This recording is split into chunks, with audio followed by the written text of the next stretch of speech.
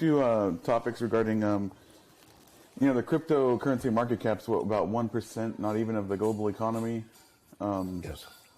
What do you think it would really?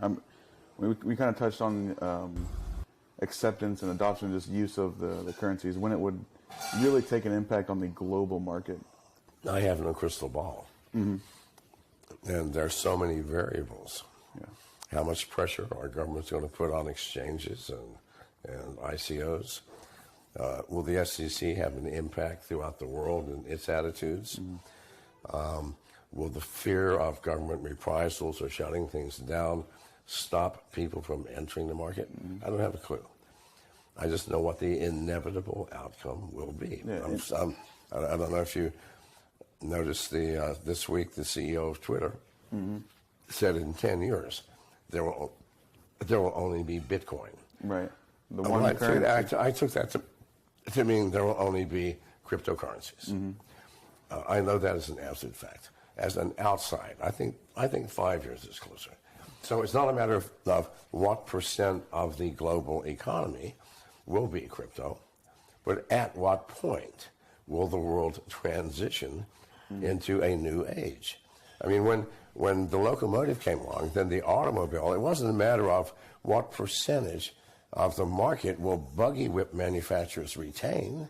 No, it's at what point will that disappear? I see a huge paradigm shift, and well, that's the same thing here. So I don't know when. I do know what. It has an inevitable outcome of taking over all transactions involving currency. Why? Good God Almighty, you are your bank. If you have a wallet, you're a bank. You want to do a wire transfer? I don't have to get out of the house, get in the car, drive to the bank. No, I type in somebody's wallet address and hit send. A 30-second process. How can existing currencies ever compete with that? Right. I mean, when the automobile came along, anybody with a brain could see, well, horses are going to pasture. I'm sorry.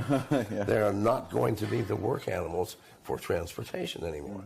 And it didn't take long, did it? No, not very long. So I think 5 years, that's it. It's not a matter of what percent or what percent do we need to do this or that. No, it's a matter of this is the new world order. It's coming. The old is going to be replaced one way or the other. Are you aware of how much a figurehead you are in the crypto space? You know, my wife will tell you I'm really not aware of anything about how I am perceived. Why? It's simply because I do not care how I am perceived. Right. I'm not trying to diss anybody. No. It's just, what people think of me, I could give a flying fuck.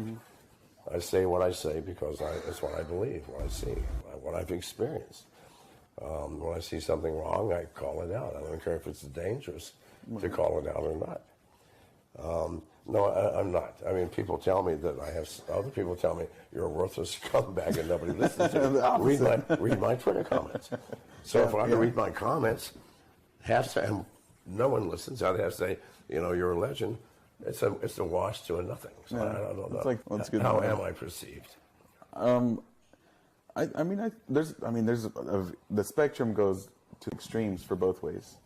There's some people that will look at what you say or have posted, and that's the information or way of life they live by, and anything else is wrong. And then there's some people that might see what you say and this guy's a scumbag, and what is he trying to take advantage of? The emotions are very extreme when it comes to how people perceive you. Well, I do know that whatever I do or say,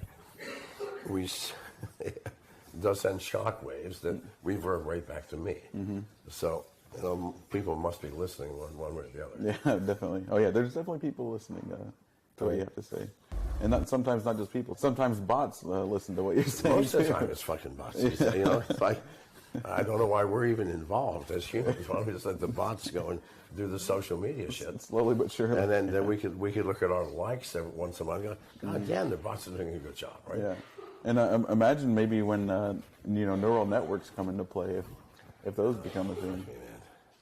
That's a scary scenario. It's isn't it really? a different conversation, but a scary Yeah, scenario. it would be definitely an interesting one. So you do travel a lot. You recently were in Bangkok. Had a nice trip there. I know there's the Satoshi's Vision conference in Japan. I don't know if you'd be visiting that one, but with that being said, traveling all over the world, what do you think about having to declare cold storage as currency when traveling? Is that is it something we should be doing, or is it just it's just a flash drive with a couple of numbers on it? Here's the issue: laws, legislation that has no teeth, meaning that is impossible to enforce, are not laws. So everybody ignores them. How are you ever going to enforce that? Yeah. Please. I mean, there are so many encryptions and obfuscation methods to whatever you have on your thumb drive or wherever it is. Mm-hmm. No one will ever know what it is. You can say, I'm sorry, these are my ex-girlfriend's phone numbers. I'm encrypting them to hide them from my wife. And unfortunately, I lost the key. But here, take it. Yeah. Who cares? I'm a backup copy. They can't get into it anyway. Right. That's a good point. No, it can be enforced. It's not a law. Mm-hmm. Ignore it. I'm sorry. You have a couple of guys that you really like, I believe. I'm just going to assume, Roger Ver, Jihan Wu. Yeah, of course, yes. You like these guys. I'm sure you have some very interesting conversations with them.